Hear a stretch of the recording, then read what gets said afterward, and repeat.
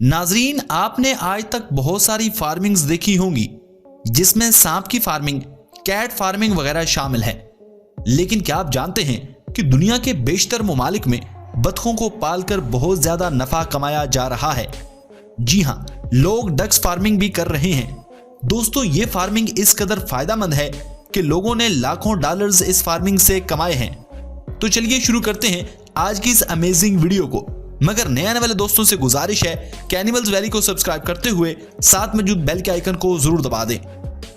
नाजरीन, डक को उर्दू जबान में बतख और हिंदी में भी इसे बतख के नाम से जाना जाता है।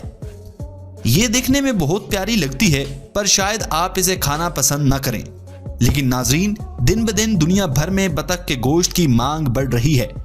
ग़ज़ाइयत के माहिरीन इस बात पर यकीन नहीं रखते कि बतख का गोश्त चिकन से बेहतर है, लेकिन बतख का गोश्त निस्बतन मुतवाज़न ग़ज़ाइयत का अंदाज़ा लगाया जाता है।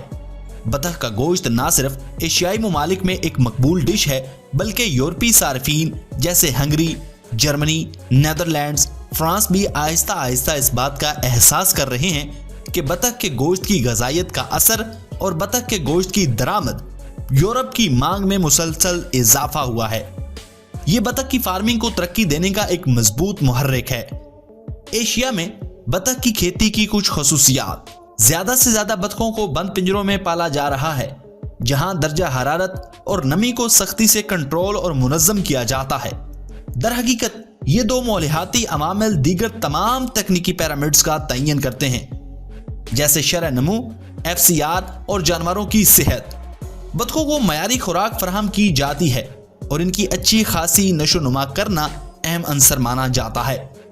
बतखों की परवरिश के लिए इस्तेमाल होने वाली खुराक तवानाई से भरपूर ग़ज़ा, प्रोटीन से भरपूर और मादनी खुराक भी शामिल होती है।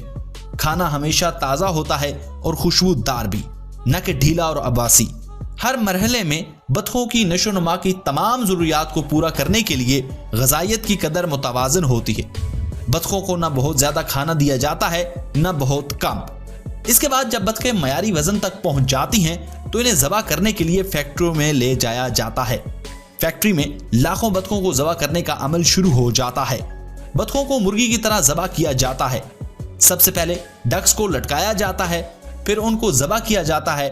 उनका खून जब बहना बंद हो जाता है, इसके बाद उनके पंख वगैरह उतार लिए जाते हैं। फिर उन्हें नंगा करके मशीनों की तरफ रवाना कर दिया जाता है। जब उनके गोश्त की कटाई की जाती है, ये मशीनें टच सिस्टम होती हैं। यहाँ पर इंसानी सेहत पर मज़र असरात न पड़े, इसका बहुत ज़्यादा ख्याल रखा जाता है। इसलिए इन डक्स को गर्म पानी से भी गुजारा जाता है। इस सारे अमल के बाद इनका गोश्त पैक कर दिया जाता है और मार्केट में भेज दिया जाता है, जहाँ लोग इस गोश्त को खरीद कर डिशेस बनाते हैं और इस गोश्त को खाते हैं। इस बात में कोई शक नहीं है कि ये डक्स फार्मिंग करने वालों को अच्छा खासा माल कमा कर देती हैं।